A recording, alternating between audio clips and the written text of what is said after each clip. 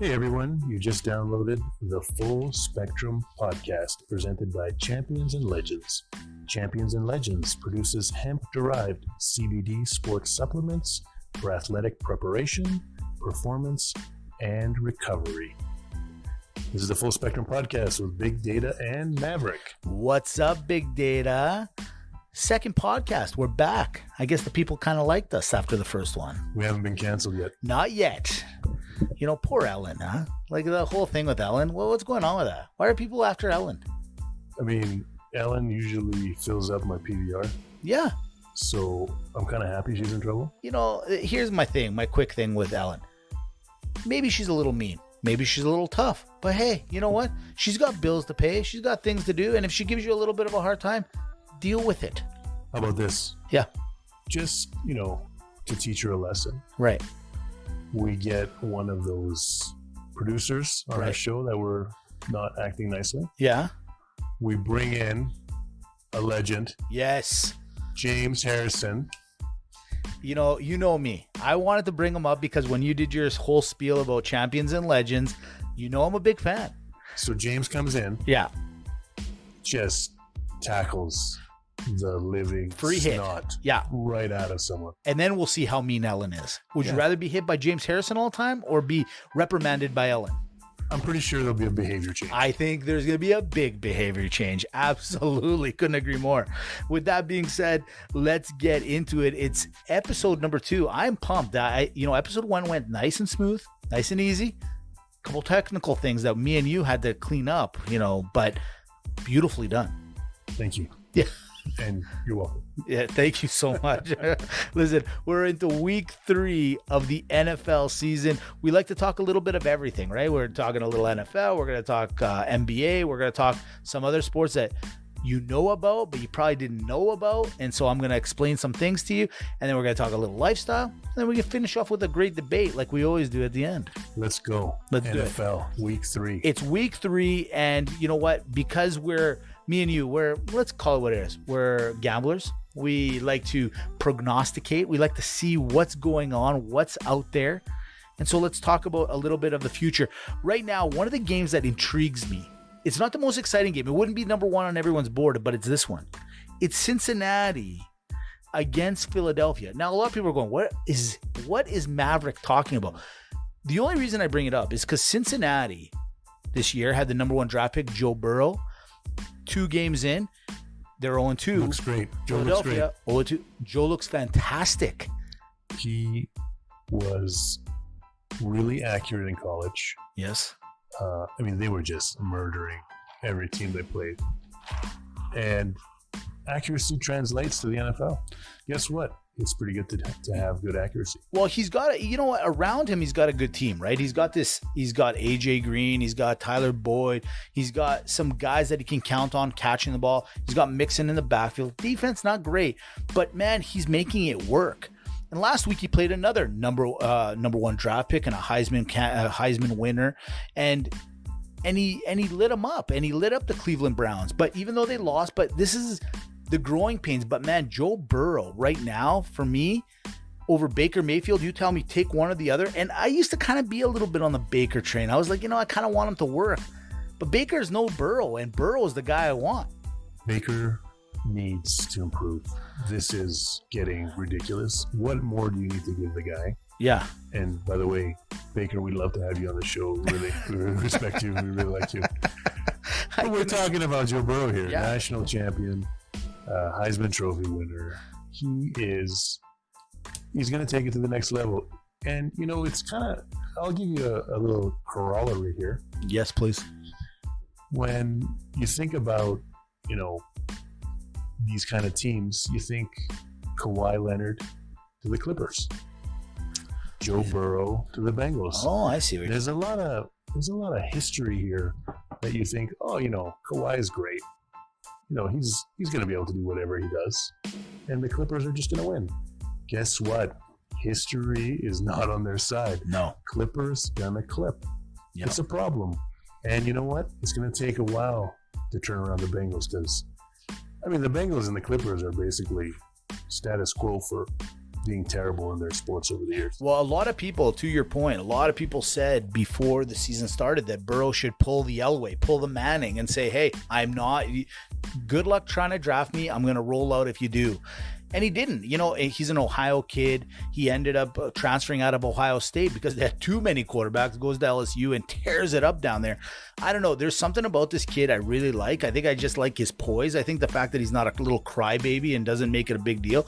So I'm intrigued because he's taken on a team in the Philadelphia Eagles where, you know, you call Dallas Cowboys America's team. Philadelphia is not too far behind. Sometimes I feel like there's a lot of love for Philly, but that Carson Wentz, to me, you know, again, a big draft pick at the time, and not like he lives up to the expectation. He made a lot of money. He was given a lot of money by the Eagles organization, and I don't think is he earning it? Yeah, no, I don't know. There's a lot of love for the Eagles. There's a lot of hate for the Eagles. Yeah, it's especially in Philadelphia. Did you see that they actually turned on no fans and they turned on the boo machine? Yeah, you know what? That's respect. You know, in his home stadium. I might give Philly some the gear sometimes, but respect to the Philly guy that controls the soundboard there. Respect to him. He's honest to the core. He only did what he knows the fans would have been doing, man. He's true to himself. Yeah, he's true. He's true to everyone in the state of Phil. Let's talk about what we really want to talk about. Yeah. Which one? It's taking over the nation. We're only 2 weeks into the NFL season. Yeah. The Las Vegas Raiders. You know what? I'm intrigued. I'm intrigued by the Raiders. They're taking on the New England Bill Belichick's. I think they originally changed the name to the Belichick's. I am so in. You know, we have a group of folks that we hang out with. Yes. May have a little bit of money on the NFL each weekend, and we underestimated the Raiders against the Saints. Absolutely, we did. There is but rightfully so. There wasn't a lot of guys that took, like, let's say this. You know how like you chase your money going to Monday night? Well, Vegas was cheering for the Raiders hardcore, and you know what? Fitting enough, they just had to go down the street and get their money and collect, and they got it all back. So. They dominated in their Roomba-looking stadium. They took care of business, and watch out, Patriots fans.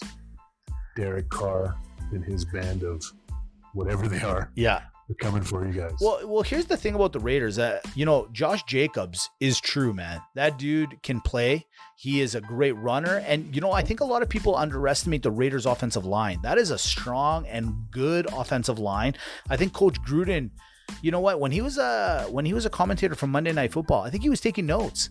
He's like, you know what? I like a little option here, like a little fullback here, like this. I'm gonna have to back you up here. Yeah, I think he was taking notes, man. In a different way.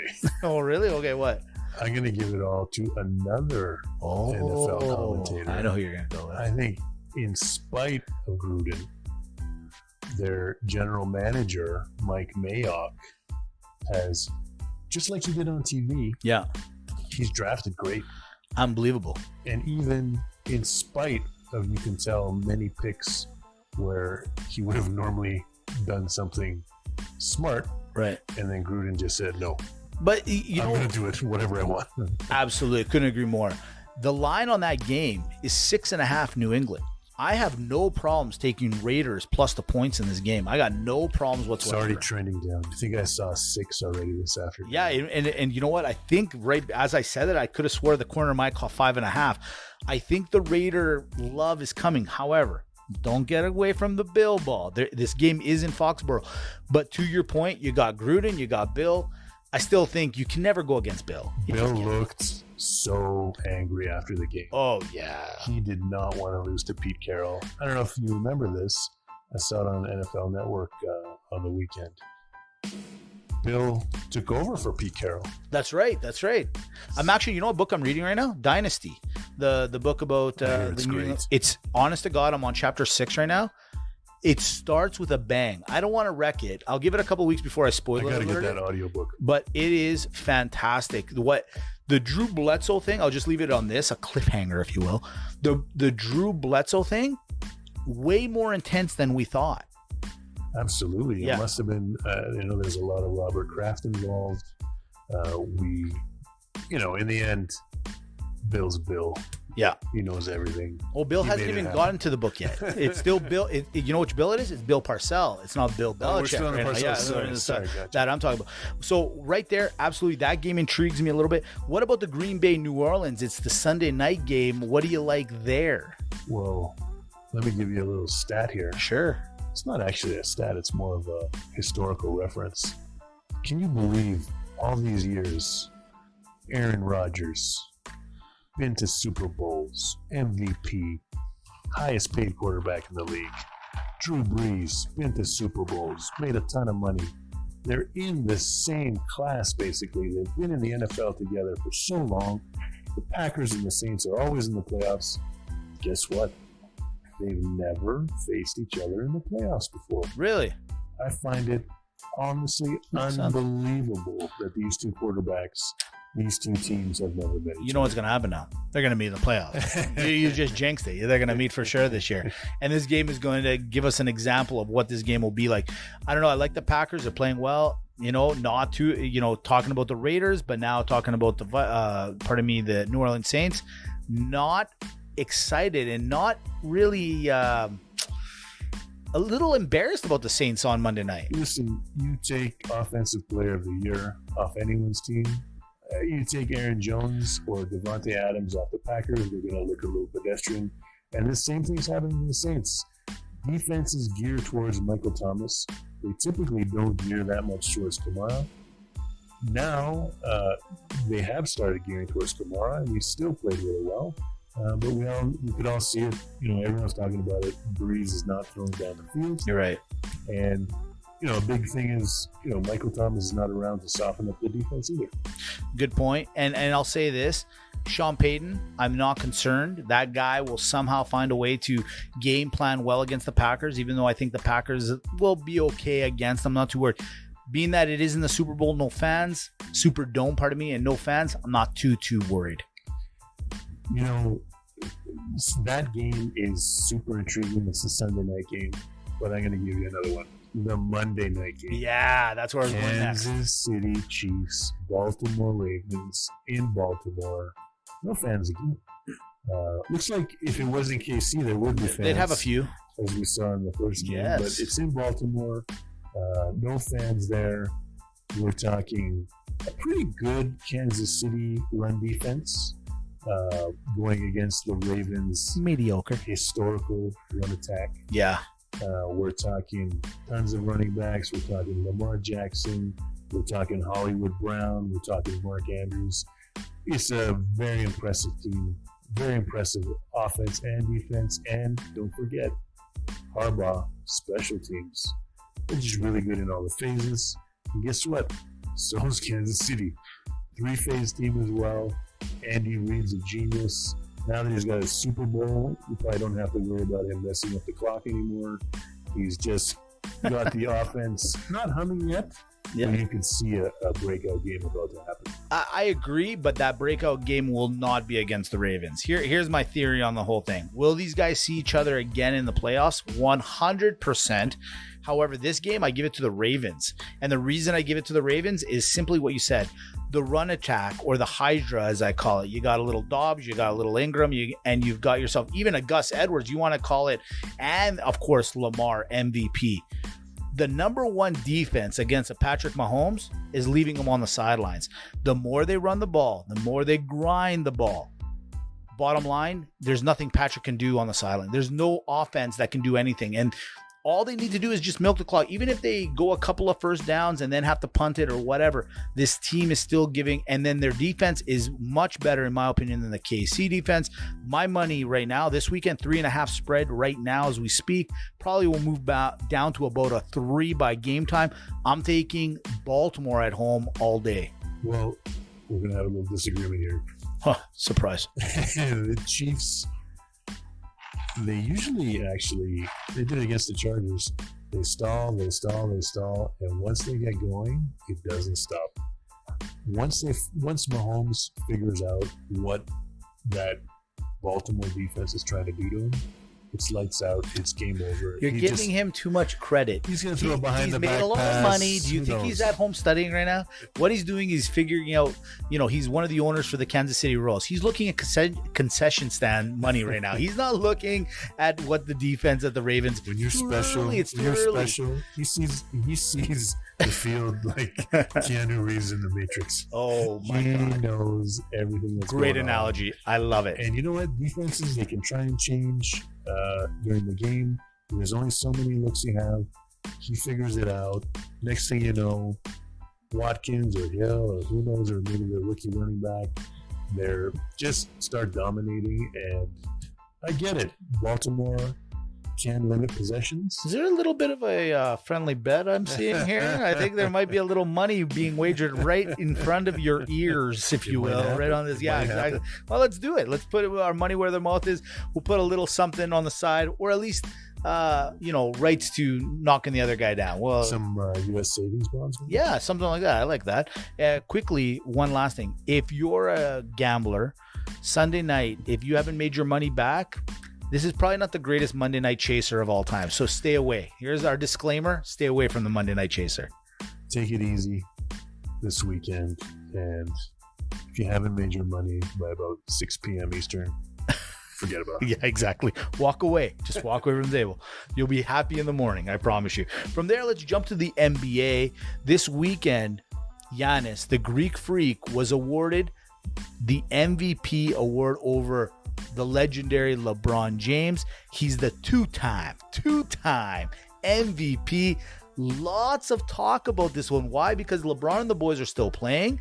They've got a 2-1 series lead as we speak against the Nuggets right now. Chances are, with the Clippers out of the way, this is LeBron's title to win. LeBron moved from power forward from a couple of years ago to point guard basically now. He's got the assist game going in. Big data, basketball is your thing. Tell me, was this the right move where the NBA gave Giannis his back-to-back MVP title? Absolutely, 100%. What? The MVP is a regular season award. There was maybe a handful of seasons in the history of the NBA regular season as good as Giannis's was this year. He barely played 30 minutes a game. His statistics were unbelievable. He was the defensive player of the year. And before the bubble, Milwaukee was on a historical pace for a regular season. Now, they didn't have the greatest ending in the bubble. And, MVP is not a playoff award. It would have been nice if it was a situation where, Giannis was going against someone else like LeBron, who felt they were the MVP. We've seen it before. We've seen, Michael Jordan didn't win the MVP every year. We saw one year when Karl Malone won it, how mad Michael was and how good he played in the playoffs. We saw David Robinson win the award, get presented the award, and the same night get eviscerated by Hakeem Olajuwon. Great word. Said. Thank you. Hakeem actually texted me that word.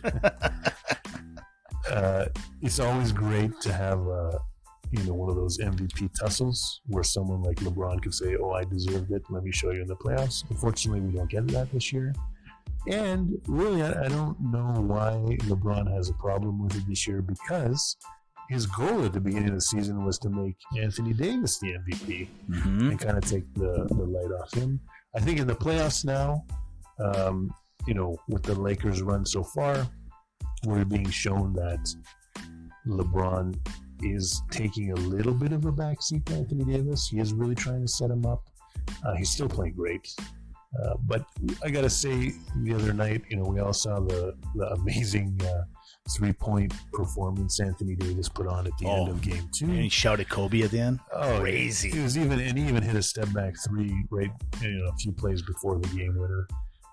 LeBron was having a pretty bad fourth quarter. He had a few turnovers. He only had one field goal. And at the end of the game, it didn't look like he wanted to take the shot. He first gave it up to Caruso for a 3 earlier on. And then, that last play was not run for LeBron at all. That was run for Anthony Davis. See, my whole thing, and I'm glad you brought up the last points, because everything you say, and I mean, you're the data guy, so I can't really fight against it. All the data makes sense. Giannis deserves it. Giannis is a guy that can terrorize you in and out. But the game's changed so much where I actually felt like LeBron was going to get it because he has adapted so well. 17th year in the NBA. Here's a guy that came in, dunked, shot, blah, blah, did all this stuff that everyone loved doing. And now he's changed his game where he's controlling the offense. He's doing stuff that we didn't expect to see. And that's why, to me, I felt like LeBron maybe deserves a little bit more than Giannis. But here's my thing. Here's my escape clause for both. What you just said about LeBron passing it up, you're up for the MVP award. Would Michael Jordan have ever passed up the ball with the game on the line to even a Scottie Pippen who might have been under the hoop? Hell no. That's the one thing I don't like. I know, but that's the one thing I don't like about either. But I guess all I'm saying is at the end of the day, the MVP name, the initials of MVP have changed for me. It's not about the guy that's taking that last shot anymore. I guess I got to get over it. I'm a little older, so I got to get over that whole idea of that. That's gone. Well, I mean, LeBron passing to Caruso, he is trying to emulate Jordan a bit, right? With the curve, the Kerr and the packs, and he is trying to do that. But in the end, I think we're showing that you need a well-rounded team. You need to be a playmaker. So you saw it with last year when the Raptors won. Kawhi would do his thing. He did some playmaking, but in the end, his Raptors teammates were really good playmakers, and that's how it all worked. They knew when they needed a pick-me-up, Kawhi had it for them, but when they needed some playmaking, they were able to do it on their own. Yeah. Giannis is in the same boat. He's not really a playmaker at all. He's a finisher. Right. But he does need to add a little bit more playmaking to his game. Yes. And that's what's going to take them to the next level. You know what? Well said. And I mean, at the end of the day, this is an award that's based 100% on data. It's based on stats. And with all that's, no matter if COVID's around or anything like that, you're right. Giannis was on record. The team, the Milwaukee Bucks, was on record to breaking. I guess we'll never know. We truly will never know. All we do know is that, in my opinion, right now, it's a debate that can go on forever. Giannis, at the end of the day, Giannis is two-time MVP. He deserves it. He had the accolades, but it's hard to remember because it was 6-7 months ago. So it's hard for me. Where it has nothing to do with the playoffs. Honestly, it's more like just LeBron looks stronger than ever. He looks good right now, man. I got to give it to him. I mean, you know what? You put two of the best 5 players in the league together, they're going to look awesome. Yeah. Curry and Durant, you name it. When you have these types of, there's no one in the league that can hang with Anthony Davis on defense. You saw, Rudy Gobert has been, player of the year before. He looks terrible whenever he plays him. The poor Rockets, they actually didn't have anyone to throw at Anthony Davis, and he kind of crushed him. He just terrorized him. And then the same thing with the Trailblazers. They had nobody for them. A little bit more with the Nuggets. They can put Paul Millsap on him. It's still a huge mismatch for the Nuggets.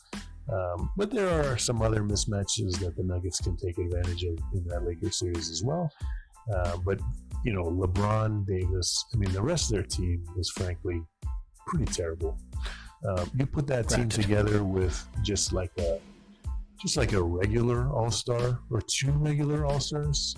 You put like Bradley Beal and you can put another big guy, whoever you want, Nurkic or whoever you want to put on there.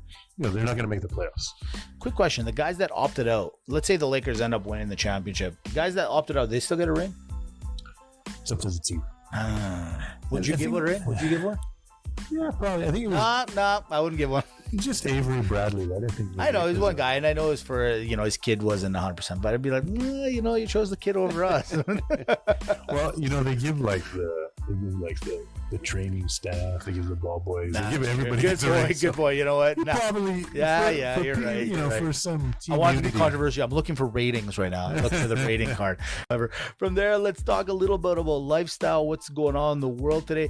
Great article was sent over by the CEO. The CEO, we won't disclose who he is yet, but you know who you are. He sent this great article. Michael Jordan played in a pair of sneakers a few years back. They went to the Sotheby's auction and they sold for an astounding amount.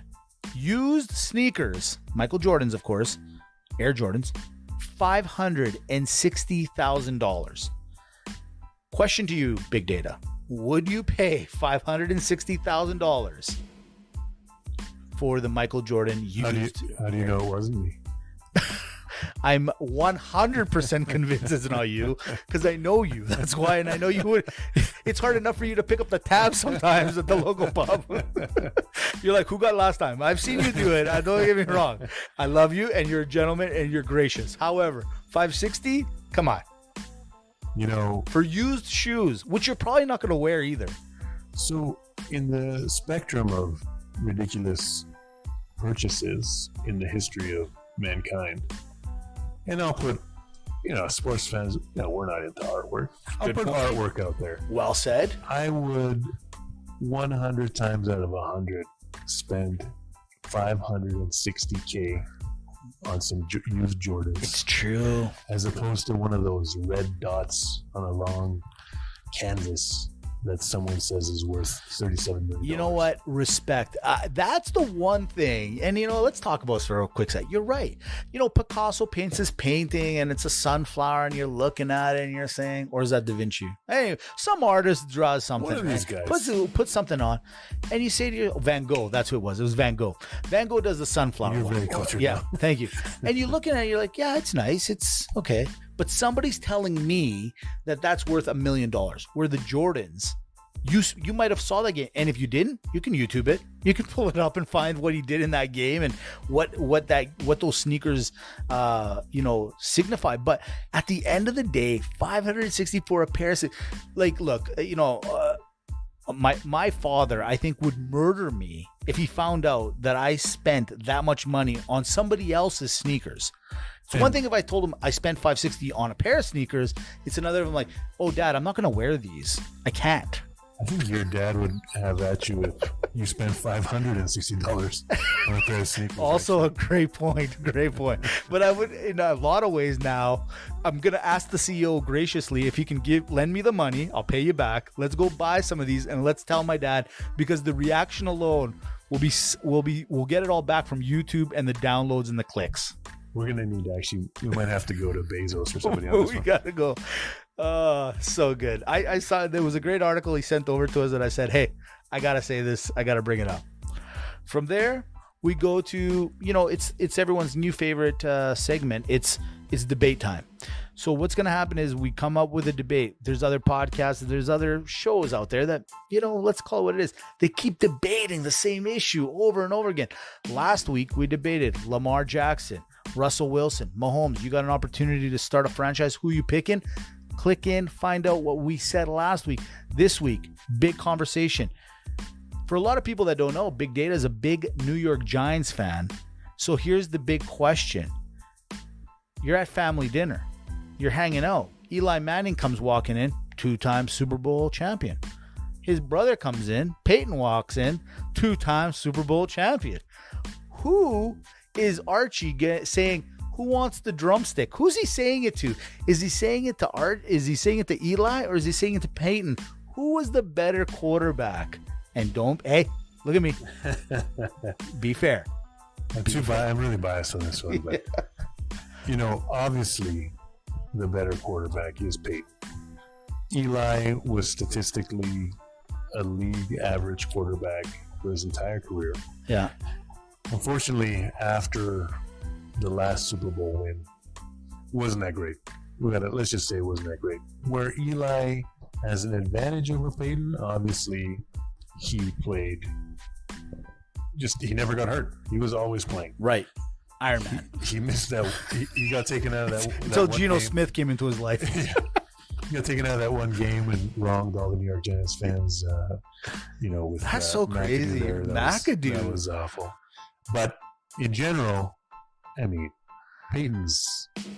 Is he top 3 quarterback of all time? But hold on, but real quick. This is funny to me. So, no linebacker in the NFL could knock Eli out for a game. No one. He didn't have a bad enough game where they're like, "We're gonna bench you." It took Pat McAdoo and that cheesy porn mustache to bench Eli Manning. Yeah, it was. I mean, they all got fired after. It was a mess. That was bad. But I'll give. I almost have to give it to Peyton just based on that, just so you know. Well, I mean, I don't want to give it to Peyton just because of his forehead. Really, it's the biggest. It is large. I've mentioned this before. It's more of the consternation, the look he had. I know. There's the Eli Manning face, but Peyton also had that really strange look. I'm gonna have to say, in the end, we're gonna have to say Peyton. He was a stud of studs. I can't believe. I was kind of hoping you'd go Eli because I was gonna agree with you, and this is the only reason why. What was the number one show up until about last year? What was everyone talking about for 5-6 years? Game of Thrones. Why? Oh, there was some guy that humped his sister. That blah blah blah. What did they call that guy? The Kingslayer. And who's Eli Manning? And who did he have his 2 Super Bowl wins over? The King. He is the Kingslayer. He's the only guy forever that can say, in the Super Bowl, I took out the GOAT. Not once, but twice. So for all your accolades where Peyton Manning had the most around, Drew Brees owns them all now. So we can throw him into this conversation, but after Monday night's performance, forget that noise. So put Drew over here. He's going to go HOF, right? Me, I'm going Eli. If I'm Archie, you give him the drumstick and ask him, would you like gravy 2 times, son? What do you need when it comes to Thanksgiving? Eli, to me right now, killer. He's the winner. I gotta say, Eli is one lucky dude. He got born into the Manning family. Lucky is not. He scored in the 2 Super Bowl victories against the Patriots. Yeah. The New York Giants offense scored 17 and 21. Hey. Which is really nothing. But what were they going to score? 30, 40 against the... It's nothing to write home to Archie about. Billy Ball? No, it doesn't matter. You know what? This debate will keep going. Take this one to your guys' family dinner and talk about it. I know Peyton on paper looks better. But honestly, Peyton was always battling Brady, and it never really went in his favor. Brady had his number, but Brady just couldn't beat the little brother. He couldn't figure it out. He never did. And think about this. He would have been what? 8-0? Or no, 8-1 in the Super Bowl. No, yeah, they won 9 Super Bowls. Yeah, they would have been. So he's 6-3. Only lost the Eagles Super Bowl. There you go. Yeah. Nick Foles and Eli Manning, his 2 kryptonites. There it is. There it is. The Full Spectrum Podcast. There it is, episode 2. That was good. Thanks for listening, everybody. We really appreciate it. And again, the Full Spectrum the Full Spectrum Podcast is brought to you by Champions and Legends. Champions and Legends produces hemp-derived CBD sports supplements for athletic preparation, performance, and recovery. Check it out. Do it. See you guys next week. Bye-bye.